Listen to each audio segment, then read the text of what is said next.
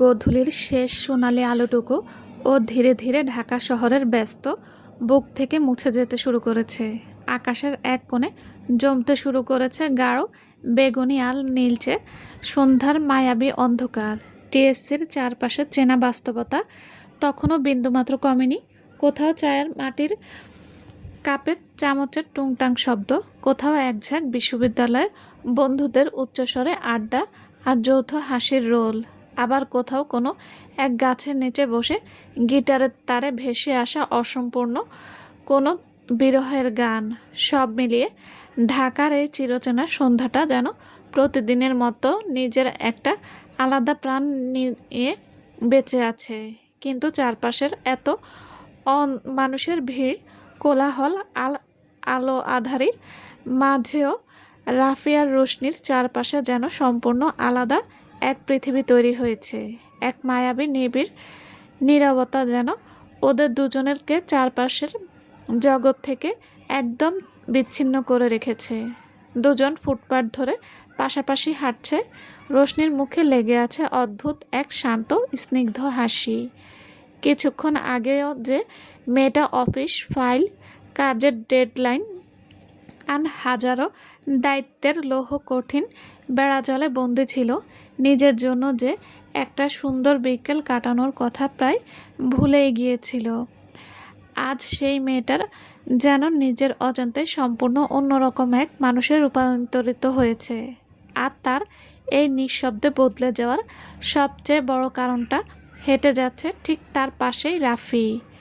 রোশনির আলগা করে বাঁধা কালো খোপাটার এক পাশে এখন গোজা রয়েছে একটা তাজা সুবাসিত কাঠগোলাপের গাছটা। কিছুক্ষণ আগে বকুলতলার সেই মৃদু বাতাসে রাফি নিজের ডান হাত বাড়িয়ে অত্যন্ত পরম যত্নে এক অলিখিত অধিকার বোধে গাছডাটা রোশনির খোপায় পরিয়ে দিয়েছে। পরানোর ঠিক সেই ক্ষণটিতেই রোশনি এক লহমার জন্য রাফির ওই গভীর আত্মবিশ্বাসী চোখের দিকে তাকাতে পারেনি। লজ্জায় তার চোখের পাতা আপনাই নিচু হয়ে এসেছিল। আর রাফি, সে যেন সেই প্রথম স্পর্শ আর লজ্জার রাঙা মুখশ্রীর মুহূর্তটাকে নিজের চোখে মনি আর হৃদয়ের মণিকোঠা চিরকালের জন্য বন্দি করে রাখতে চেয়েছিল। এখনও হাঁটতে হাঁটতে রাফি মাঝে মধ্যেই আর চোখে রোশনির খোপার দিকে তাকাচ্ছে। রোশনি বিষয়টা বেশ কয়েকবার লক্ষ্য করলেও প্রথমে না দেখার ভান করে চোখ ফিরিয়ে নিয়েছিল। কিন্তু শেষ পর্যন্ত সে আর নিজের কৌতূহল ও মৃদু ভালো লাগার অনুভূতিটাকে চেপে রাখতে পারল না। সে হাঁটার গতি কিছুটা কমিয়ে ব্রুকুচকে কৃত্রিম গাম্ভীর্য নিয়ে বলল, এভাবে বারবার আমার দিকে আর চোখে তাকাচ্ছ কেন? আর রাফি অত্যন্ত নিরীহ একটা মুখভঙ্গি করে সোজা সামনের দিকে তাকিয়ে অবলীলায় বলল, আমি আমি আপনার দিকে তাকাচ্ছি?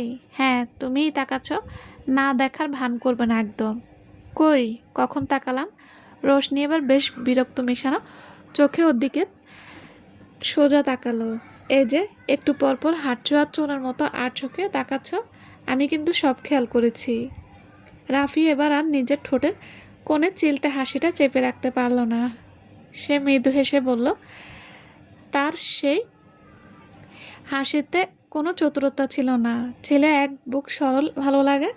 আসলে সত্যি বলতে আমি ঠিক আপনার দিকে তাকাচ্ছিলাম না। তাহলে কার দিকে তাকাচ্ছিলে শুনি?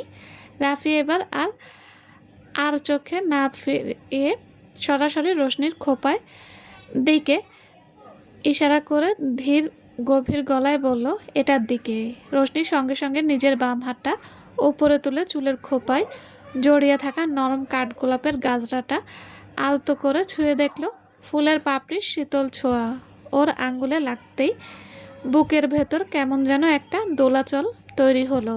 সে বলল, এটার দিকে এভাবে তাকিয়ে থাকার কি আছে, ফুলই তো। রাফি চিবুক নামিয়ে ধীর গলায় বলল, দেখছি ঠিকঠাক আছে কি না। তুমি নিজেই তো পরিয়ে দিলে, তাহলে আবার ঠিকঠাক দেখার কি আছে? তাই তো দেখছি নিজের হাতে যা পরিয়েছি তা নিখুঁতভাবে পরাতে পেরেছি কিনা, ফুলটা তার সঠিক মর্যাদা পাচ্ছে কিনা সেটাই পরখ করছিলাম। রোশনি এবার একটু ঠোঁট বাঁকিয়ে চোখ শুরু করে বলল, বাহ, তোমার নিজের ওপর তো দেখছি অগাধ আত্মবিশ্বাস। রাফি এক পায়ে এগিয়ে এসে রোশনির চলার পথের আরও একটু কাছাকাছি হয়ে নিচু স্বরে বলল, আপনার ব্যাপারে জীবনের বাকিটা পথটায় আরেকটু বেশি আত্মবিশ্বাসী হতে চাই মিস রোশনি। রোশনি এক মুহূর্তে থমকে গেল। রাফির এই প্রচ্ছন্ন অথচ তীব্র ইঙ্গিতপূর্ণ কথাটা গভীরতার যে ওর মনের একদম তলদেশে গিয়ে আঘাত করলো। সে কয়েক সেকেন্ড পলকহীন চোখে রাফির ওই টান টান গভীর চোখের দিকে তাকিয়ে থেকে চট করে নিজের চোখ সরিয়ে নিল। তার বুকের ভেতরের স্পন্দন যেন এক ধাক্কায় অনেকটা বেড়ে গেছে। নিজেকে কিছুটা সামলে নিয়ে সে বলল, তুমি না দিন দিন বড্ড বেশি কথা বলা শিখে যাচ্ছ রাফি। রাফি হালকা হেসে উত্তর দিল, আপনার সঙ্গে কথা বলতে বলতেই তো শিখেছি। আমার কাছ থেকে? আমি আবার তোমাকে কবে কথা শিখালাম? রাফি একটু কাছে এসে পাশাপাশি হাঁটতে হাঁটতে বলল, আপনি নিজে না চাইতেও আপনার ওই নীরবতা আর চোখের ভাষা আমাকে অনেক কিছু শেখায় মিস রোশনি, যা হয়তো মুখে কোনোদিন বলতে পারেন না। রোশনি এবার সম্পূর্ণ চুপ হয়ে গেল। তার মুখে আর কোনো পাল্টা যুক্তি এলো না। ঠিক সেই সময় বসন্তের এক ঝলক দক্ষিণা বাতাস তাদের ছুঁয়ে গেল। আর সেই বাতাসে রোশনির খোপার কাঠগোলাপের মিষ্টি তীব্র গন্ধটা রাফির নাকের এসে ধাক্কা দিল। রাফি কিছুক্ষণ নীরব থেকে মনের গভীর থেকে একটা দীর্ঘ নিঃশ্বাস ফেলে হঠাৎ বলল, একটা কথা বলবো? বলো শুনি। আজকের এই সন্ধ্যা আপনার ওই কালো খোপায় এই সাধারণ কাঠগোলাপের গাছটা ভারী সুন্দর লাগছে। রোশনি মৃদু হেসে মাথা নিচু করে বলল, ফুল তো এমনিতেই সুন্দর। ফুল সুন্দর বলেই হয়তো সুন্দর লাগছে।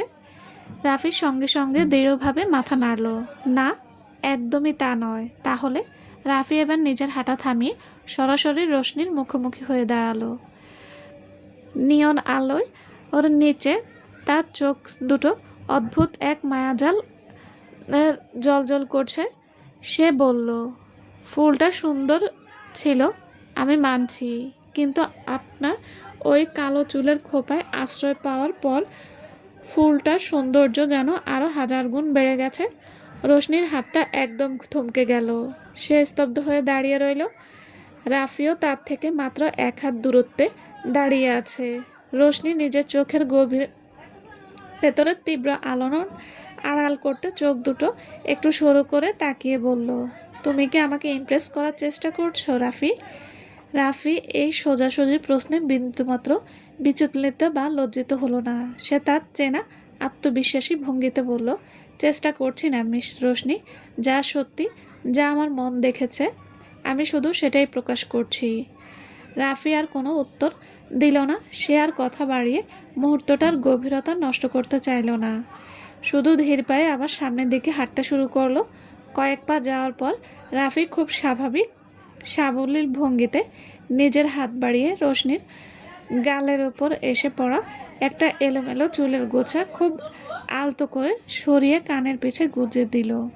রোশনি এই আচমকা তপ্ত স্পর্শে চমকে উঠে রাফির দিকে তাকালো।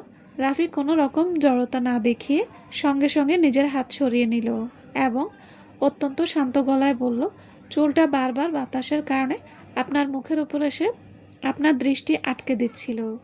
রোশনি এবার আর কিছু বলতে পারল না। সে শুধু নিঃশব্দে নিজের চোখ নামিয়ে মাটির দিকে তাকিয়ে হাঁটতে লাগলো। তার বুকের ভেতরটা কেমন অদ্ভুত অনপ্রত্যেব ভাবে ধুকপুক করছে। এই প্রথম সে এমন এক অনুভূতির মুখোমুখি দাঁড়িয়েছে যার কোনো নাম সেই এই মুহূর্তে দিতে চাইছে না, কারণ সে ভালো করে জানে এই অনুভূতিটাকে একটা নির্দিষ্ট নাম দিলেই তাকে নিজের মনের ভেতরের হাজারটা কঠিন প্রশ্নের মুখোমুখি হতে হবে। আর সেই প্রশ্নগুলোর উত্তর দেওয়ার মতো মানসিক প্রস্তুতি তার এখনও নেই। সে তো একাকিত্বের এক শক্ত খোলসের মধ্যে নিজেকে বন্দি করে রেখেছিল। রাফি অবশ্য সবটা খুব ভালো করে জানে। সে নিজের মন সম্পর্কে আর কোনো রকম সংশয় বা সন্দেহের মধ্যে নেই। রোশনি তার কাছে শুধু একজন অফিসের সহকর্মী বা পরিচিত মানুষ নয়। ও এমন একজন নারী নয় যার সাথে কেবল একটা সুন্দর বিকেল কাটানো যায়।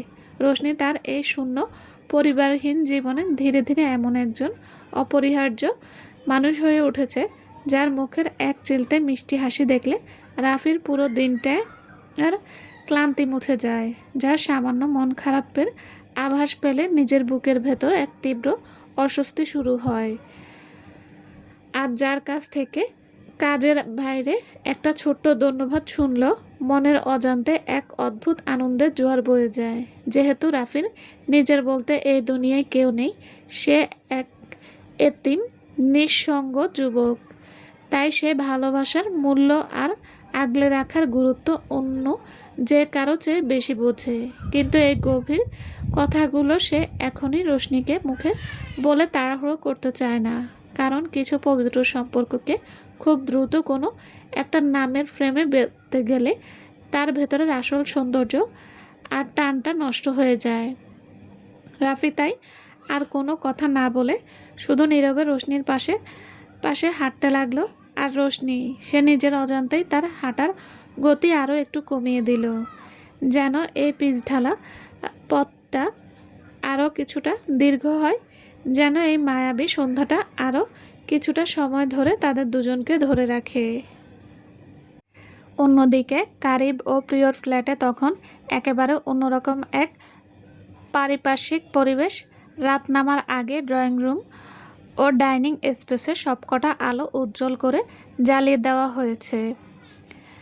প্রিয় রান্নাঘর থেকে রাতের তড়িঘড়ি করা ধোয়া ওঠা হালকা রান্নার পর শেষ করে একে একে ডাইনিং টেবিলে প্লেট, পানির গ্লাস আর চামচ সাজাচ্ছিল।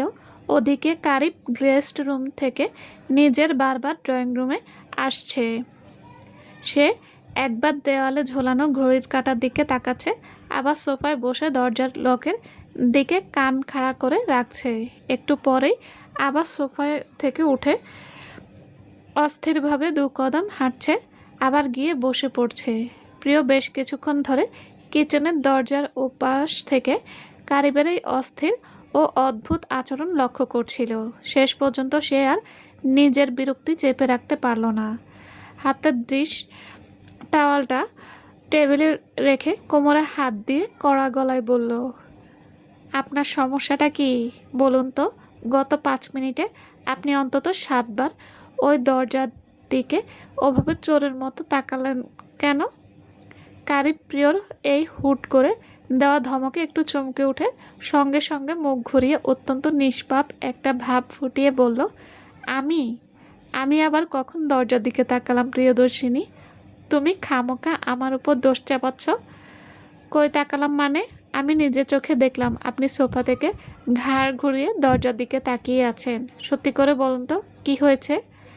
কারিব এবার একটু আমতা করে খুব গম্ভীর মুখ করার চেষ্টা করে বলল, আমি তো আসলে শুধু দেখছিলাম বাইরে থেকে কেউ এসেছে কিনা, ডোরবেল বাজালো কিনা।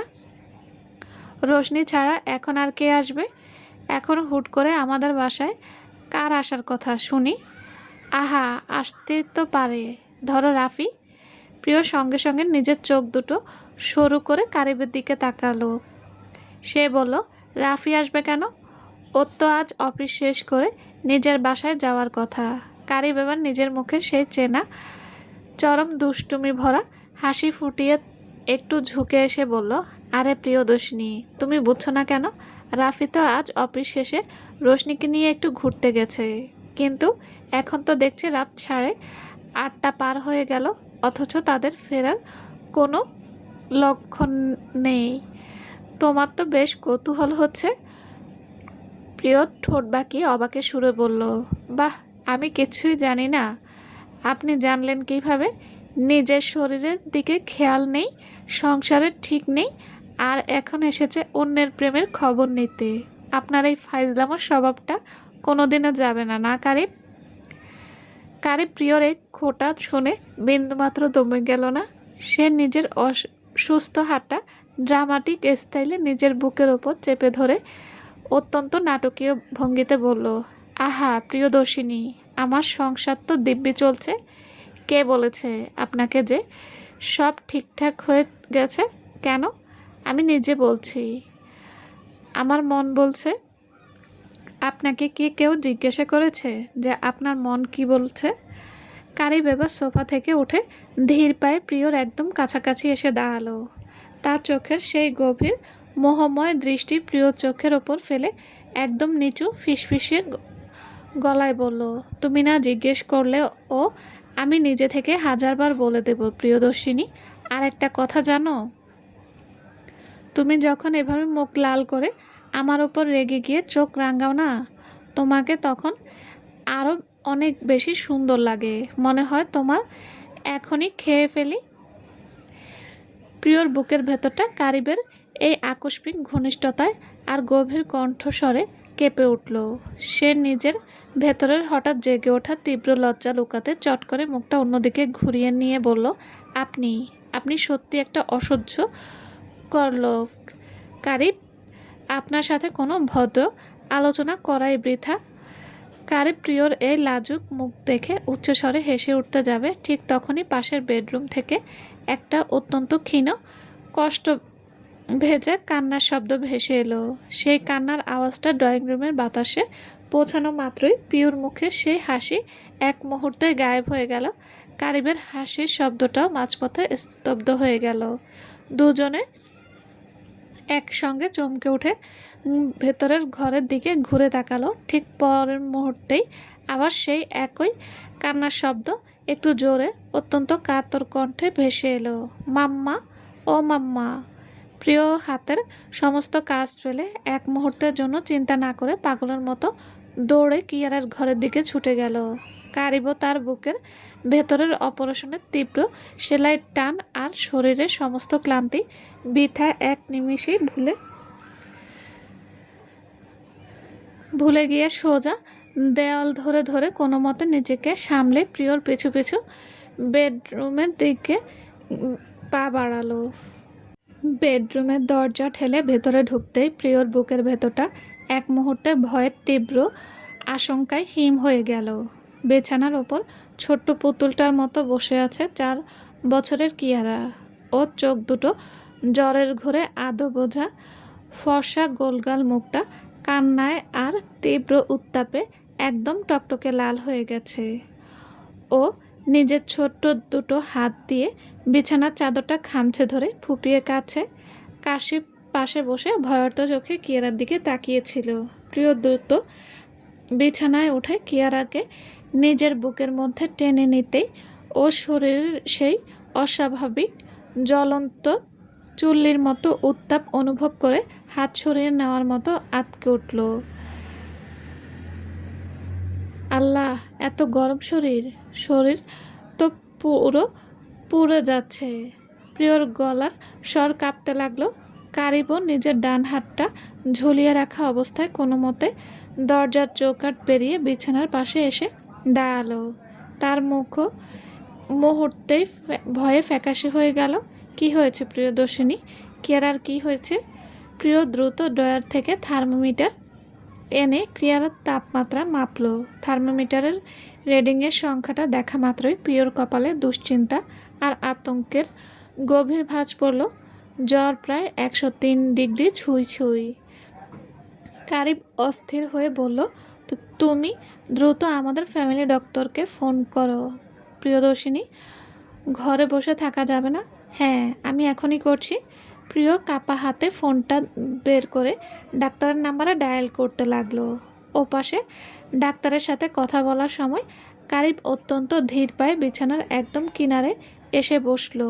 সে নিজের চোখ সরাতে পারছে না তার এই ফুটফুটে কন্যা সন্তানের উপর থেকে।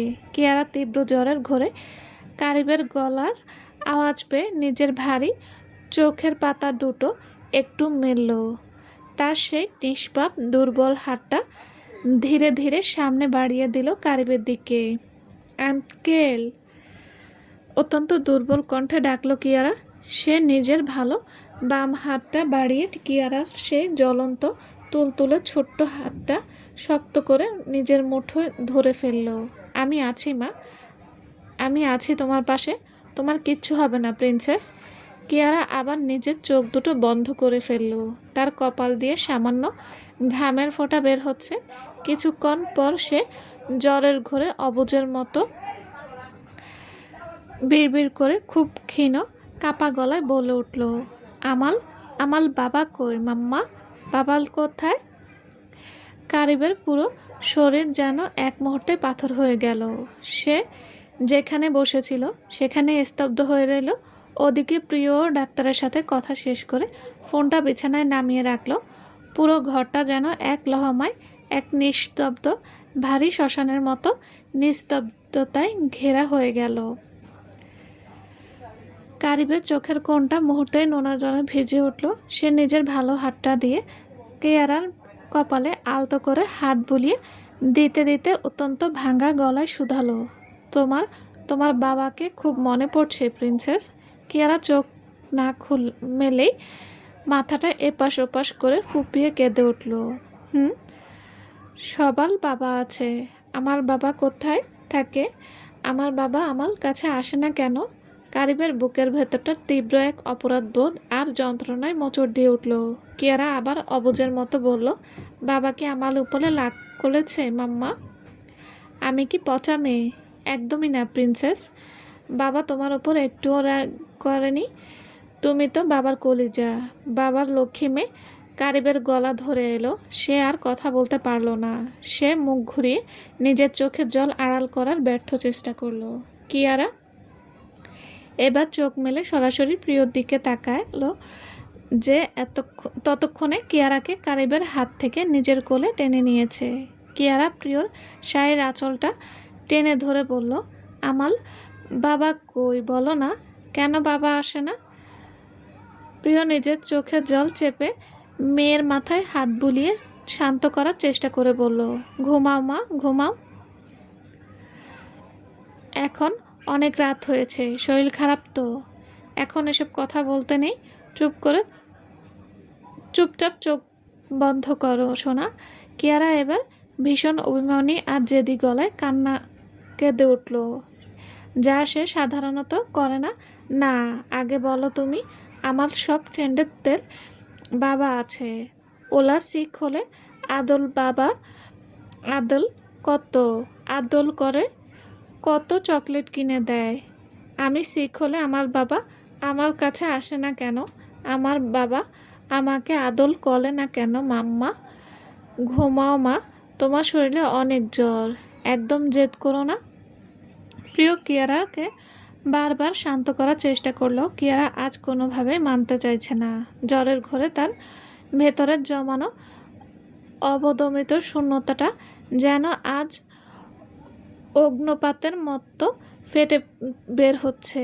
সে অনবরত কেঁদে চলেছে আর বলছে, আমি বাবাকে দেখতে চাই মাম্মা, আমার বাবাকে ডেকে দাও। কারিবার দরজার পাশে দাঁড়িয়ে থাকতে পারল না। সে মুখ ঘুরিয়ে দেওয়ালের দিকে তাকিয়ে নিঃশব্দে কাঁদতে লাগলো। তার চড়া পিঠটা কান্নার আঘাতে কাঁপছে। প্রিয় পানির বাটি আর সুতির কাপড় এনে কিয়ারার মাথায় জলপট্টি দিতে দিতে কারিবের এই চূর্ণ বিচূর্ণ হয়ে যাওয়া রূপটা দেখছিল। কিছুক্ষণ পর কিয়ারা অনবরত কাদার কারণে ক্লান্ত হয়ে আবার চোখ বন্ধ করলো। প্রিয় দ্রুত তার মাথায় ঠান্ডা পানির কাপড়টা বসিয়ে দিয়ে ধীর পায়ে বিছানা থেকে নেমে বাইরে ড্রয়িং রুমের করিডোরে এলো।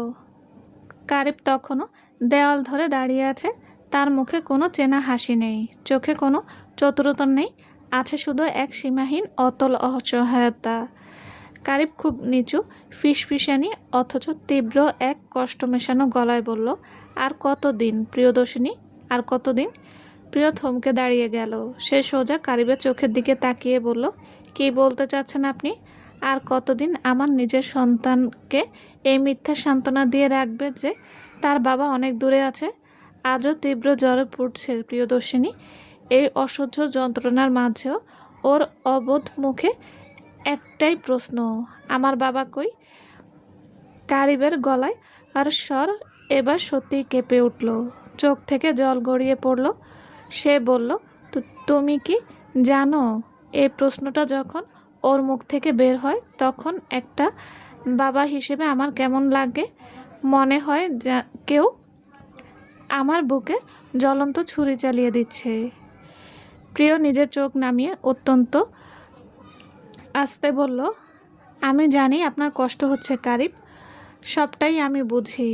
না, তুমি কিছু জানো না প্রিয়দর্শিনী, কারণ তুমি প্রতিদিন ওকে চোখের সামনে বড় হতে দেখেছো। ওর প্রতিটা হাসি, প্রতিটি কান্না তুমি ছুঁয়েছ। আর আমি প্রতিদিন, প্রতিটা সেকেন্ড তোমাদের না দেখে থেকে দূর থেকে তিলে তিলে মরেছি। ও যখন প্রথম নিজের পুচকে পায়ে হাঁটতে শিখেছে, আমি ছিলাম না। যখন প্রথম আধো আধো বলে কথা বলতে শিখেছে, আমি ছিলাম না। যখন ও সবাইকে চিনতে শিখেছে, তখন ওর ওর পাশে ছিলাম না। কারিব একটা অত্যন্ত যন্ত্রণাক্লিষ্ট স্লান হাসি হাসল। তার চোখ বেয়ে অনবরত জল পড়ছে। সে বলল, আজ অন্তত, যখন এত অসুস্থ, ও যখন তার বাবাকে এত তীব্রভাবে খুঁজছে, আজকেও কি ওর আমাকে বাবা বলে ডাকার সুযোগটা পাবে না প্রিয়দর্শিনী? এই শাস্তিটা কি আমার চেয়ে ওই 4 বছরের নিষ্পাপ বাচ্চাটার জন্য বেশি বড় হয়ে যাচ্ছে না? প্রিয় এবার আর নিজের ভেতরের বাতটা ধরে রাখতে পারল না। তার চোখ বেয়ে অনবরত নোনা জল গড়িয়ে পড়তে লাগলো। সে আর কারিবের এই আরতি সহ্য করতে পারছে না। সে ভাঙা গলায় বলল, আমার খুব ভয় হয় কারিব, ভীষণ ভয় হয়। কারিব একটু এগিয়ে এসে বলল, আমি জানি তোমার কিসের ভয় প্রিয়দর্শিনী। না, আপনি জানেন না। প্রিয়র গলা এবার পুরোপুরি ভেঙে এলো। সে বলল, কাশিপের কথা মনে আছে আপনার? ও যখন ছোট ছিল, তখন প্রতিদিন জানালার পাশে দাঁড়িয়ে ওর বাবাকে খুঁজতো। প্রতিদিন আমাকে জিজ্ঞেস করতো, মাম্মা, বাবা কখন আসবে? আমি ওকে মিথ্যা আশ্বাস দিতাম, বলতাম বাবা একদিন মস্ত বড় গাড়ি নিয়ে আসবে। কিন্তু সে দীর্ঘ অপেক্ষা ওর ছোট্ট মনের ভেতর কতটা গভীর শূন্যতা আর ক্ষত তৈরি করেছে, সেটা আমি নিজের চোখে দেখেছি কারিব। প্রিয়র ঘরের ভেতরে ঘুমন্ত কিয়ারার সেই লালচে মুখটার দিকে তাকিয়ে বলল, আমি চাই না আমার কিয়ারাও একইভাবে ওই একই শূন্যতা আর ক্ষত নিয়ে বড় হোক। আমি আর কোনো মিথ্যে বলতে পারবো না। কারিব অত্যন্ত দৃঢ়, গভীর আর মায়াবী গলায় প্রিয়র একদম মুখোমুখি দাঁড়িয়ে বলল, তাহলে আমাকে ওর সেই শূন্যতা পূরণ করার সুযোগ দাও প্রিয়দর্শিনী। আমাকে আজীবন তোমায় আগলে রাখতে দাও। প্রিয় চোখ তুলে তাকালো। তার চোখে 4 বছরের পুরনো সেই আতঙ্কের ছায়া। যদি যদি আবার একই ঘটনা ঘটে। কারিবের মুখভাব মুহূর্তেই শক্ত ও দৃঢ় হয়ে গেল। সে নিজের হাতটা প্রিয়র কাঁধের ওপর রেখে অত্যন্ত গভীর ও অটল কণ্ঠে বলল, আমি এরকম আর কোনোদিন করব না প্রিয়দর্শিনী, কোনোদিনও না। এটা আপনি আমাকে আগেও বলেছিলেন। আমি একা যাব না, তোমাদের সাথে নিয়ে যাব। এবার আমার জীবনের শেষ নিঃশ্বাস পর্যন্ত আমি তোমাদের হাত ছাড়ব না। প্রিয় চুপ করে রইল। তার চোখ বেয়ে জল পড়ছে। 4 বছর আগে এই লোকটা তার মন এমনভাবে ভেঙেছিল যে আজ শত ইচ্ছা থাকা সত্ত্বেও প্রিয় নিজের মনকে পুরোপুরি বিশ্বাস করাতে পারছে না। কিন্তু ওদিকে কিয়ারার এই করুণ মুখটা তাকে বড্ড দুর্বল করে দিচ্ছে। কারিব প্রিয়র একদম চোখের দিকে তাকিয়ে চূড়ান্ত আকুলতার বলল, কিয়ারাকে সত্যিটা বলে প্রিয়দর্শিনী প্লিজ। প্রিয় তৎক্ষণাৎ কিছু বলতে পারল না। সে কয়েক সেকেন্ড চোখ বন্ধ করে নিজের ভেতরে সমস্ত লড়াইয়ের অবসান ঘটালো। তারপর খুব আস্তে আলতো করে মাথা নাড়ল। কারিবের চোখের সেই অন্ধকার এক মুহূর্তে কেটে গিয়ে যেন আলো জ্বলে উঠল। সে বিশ্বাস করতে পারছিল না যে প্রিয় শেষ পর্যন্ত রাজি হয়েছে। সে বলল, সত্যি বলছো প্রিয়দর্শিনী? হ্যাঁ, সত্যি বলছি। ও ওর বাবাকে পাক। প্রিয়র কাছ থেকে এই সম্মতি পাওয়া মাত্রই কারিবের ভেতরে সমস্ত জমানো ধৈর্যের বাঁধ এক লহমায় ভেঙে গেল। সে আর একটা সেকেন্ডও অপচয় না করে দ্রুত পায়ে ধীর পায়ে ঘরের ভেতরে কিয়ারার বিছানার পাশে গিয়ে বসলো। কিয়ারা তখনও জ্বরের ঘোরে অবশ হয়ে চোখ বন্ধ করে আছে। প্রিয় একটু আগেই ডক্টরের আদেশ মতো ওষুধ খাইয়ে দিয়েছে। কারিব অত্যন্ত সাবধানে পরম মমতায় ওর ছোট্ট হাতটা নিজের হাতের মুঠোয় নিল। প্রিন্সেস, একটু চোখ খোলো তো। কারিবের সেই গভীর চিরচেনা আর তীব্র ভালোবাসাময় কণ্ঠস্বর কিয়ারার কানে পৌঁছানো মাত্রই সে খুব ধীরে ধীরে নিজের ভারী চোখের পাতা মেলল। সে অতি আগ্রহ আর ক্লান্তি নিয়ে কারিবের মুখের দিকে তাকিয়ে রইল। হুম। কারিব কিছুক্ষণ ওর দিকে তাকিয়ে রইল। সে খুব আস্তে মায়াবী গলায় বলল, তুমি তুমি তোমার বাবাকে দেখতে চাইছিলে না মা? কেয়ারা চট করে দুর্বলভাবে মাথা নাড়ল। তার চোখ দুটো সহসায় কৌতূহলে বড় বড় হয়ে গেল। সে খুব আগ্রহ নিয়ে জিজ্ঞেস করলো, হুম। মাম্মা তো বলে বাবা অনেক দূরে থাকে। আমার বাবা কই? তোমার বাবা অনেক দূরে নেই মা, বাবা তোমার অনেক কাছে আছে, একদম তোমার পাশে। কিয়ারা এবার ভীষণ অবাক হয়ে চারদিকে তাকালো। তার পুচকে মুখটা যেন এক নতুন খুশিতে ভরে উঠল। সে বলল, কই, আমার বাবা কই? কারিব এবার নিজের ব্যথা এক পাশে ঠেলে দিয়ে অত্যন্ত সাবধানে কিয়ারাকে বিছানা থেকে নিজের কোলের মধ্যে তুলে নিল। সে কিয়ারার মুখটা নিজের মুখের একদম কাছে এনে কাপা গলায় বলল, এই যে আমি। কিয়ারা প্রথমে কিছু বুঝতে পারল না। সে বড় বড় চোখ করে কারিবের দিকে তাকিয়ে রইল। কই, তুমি তো আঙ্কেল। কারিব নিজের বাম হাতের আঙ্গুল দিয়ে কিয়ারার ভেজা গালটা আলতো করে ছুঁয়ে দিল। তার চোখ বেয়ে তখন জলের ধারা নামছে। সে বলল, না মা, আমি আঙ্কেল নই, আমিই তোমার বাবা। তুমি যে প্রতিদিন ক্যানভাসে বড় লম্বা মানুষের ছবি এঁকে বাবার কথা ভাববো না, এই দেখো আমি তোমার সেই বাবা। কিয়ারা একদম স্থির হয়ে গেল। 4 বছরের একটা শিশুর মন যেন এই বিশাল সত্যটার সামনে এসে এক মুহূর্তের জন্য স্তব্ধ হয়ে গেল। সে কয়েক সেকেন্ড পলকহীন চোখে কারিবের ওই ভালোবাসায় ভেজা কান্নায় লাল হয়ে চোখের দিকে তাকিয়ে রইল। তারপর খুব ফিসফিস করে অবিশ্বাস্য গলায় বলল, সত্যি সত্যি তুমি আমার বাবা? কারিব আর নিজের কান্না ধরে রাখতে পারল না। সে কিয়ারার কপালে নিজের ঠোঁট চেপে ধরে ফুঁপিয়ে উঠে বলল, হ্যাঁ মা, আমি তোমার পাপা, একদম সত্যি। কিয়ারার পুচকে ঠোঁট দুটো কেঁপে উঠল। সে এখনও পুরোপুরি বিশ্বাস করতে না পেরে চট করে মাথা ঘুরিয়ে বিছানার পাশে দাঁড়িয়ে থাকা মায়ের দিকে তাকালো। মাম্মা, আঙ্কেল কি সত্যি আমার বাবা? প্রিয় নিজের চোখের জল দ্রুত শাড়ির আঁচলে মুছে মুখে একটা আশ্বাস জড়ানো হাসি ফুটিয়ে বলল, হ্যাঁ সোনা, উনিই তোমার বাবা। পরের মুহূর্তেই কিয়ারা দু চোখ বেয়ে জলের ধারা নেমে এলো। কিন্তু সেই কান্না কোনো কষ্টের ছিল না, ওটা ছিল এক পরম আনন্দের অনুভূতি। ও আর একটা মুহূর্ত দেরি না করে নিজের ছোট্ট দুটো হাত দিয়ে বাড়িয়ে কারিবের গলাটা শক্ত করে জড়িয়ে ধরে একদম চিৎকার করে কেঁদে উঠল, বাবা, তুমি আমাকে এতদিন আমাদের একা লেকে কই গিয়েছিলে? তুমি খুব পচা বাবা, খুব পচা। কারিবের বুকের ভেতর যেন জমে থাকা সমস্ত হিমেল সময় অমান কষ্ট এক মুহূর্তে ভেঙে চুরমার হয়ে গেল। সে কিয়ারাকে নিজের ভালো হাতটা দিয়ে এক প্রকার গায়ের সমস্ত শক্তি দিয়ে নিজের বুকের সাথে মিশিয়ে ধরল। তার চোখ দিয়ে অনবরত জল গড়িয়ে পড়তে লাগলো। সে বলল, আবার বলো মা, আবার বলো। কিয়ারা কারিবের গলার খাঁচে নিজের মুখটা লুকিয়ে কাঁদতে কাঁদতে আরও জোরে ডাকলো, বাবা, বাবা। কারিব ওর কপালে গালে রেশমি চুলে একের পর এক চুমু এঁকে দিতে লাগলো। আরেকবার বলো আমার প্রিন্সেস, আরেকবার বাবা। কারিব চোখ বন্ধ করে ফেললো। কিয়ারা নিজের ছোট্ট হাত দিয়ে কারিবের কান দুটো চেপে ধরে একটু মুখ ফুলিয়ে বলল, তুমি এতদিন কই ছিলে? আমালে ছালা তোমালে ছালা আমরা সবাই কত কষ্ট পেয়েছি জানো? কারিব নিজের চোখ মুছে দু হাত দিয়ে নিজের দুটো কান ধরে বাচ্চাদের মতো মাথা নিচু করে বলল, তোমাদের কাছে আসতে পারিনি মা, পাপার অনেক বড় ভুল হয়ে গেছে। এই যে দেখো বাবা, কান ধরলাম, এখন রাগ কমেছে আমার প্রিন্সেসের?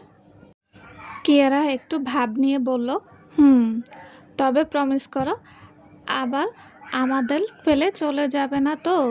তাহলে কিন্তু আমি তোমার সাথে আর কোনো দিন কথা বলবো না। কারিব হেসে ফেলল। সে বলল, এখন থেকে এই পাপা সব সময় তোদের পাশে থাকবে, তোদের ফেলে কোথাও যাবে না, প্রমিস। কারিব মেয়ের কপালে আবার একটা গভীর চুমু দিয়ে বলল, একদম প্রমিস মা, চলবে। আসসালামু আলাইকুম। গল্পটি কেমন লেগেছে প্লিজ প্লিজ জানাবেন। আর হ্যাঁ, অবশ্যই লাইক কমেন্ট করবেন। আর যারা এখনও চ্যানেলটি সাবস্ক্রাইব করেননি তাদের বলছি প্লিজ প্লিজ চ্যানেলটি সাবস্ক্রাইব করে পাশে থাকবেন। সবাই ভালো থাকবেন। আল্লাহ হাফেজ।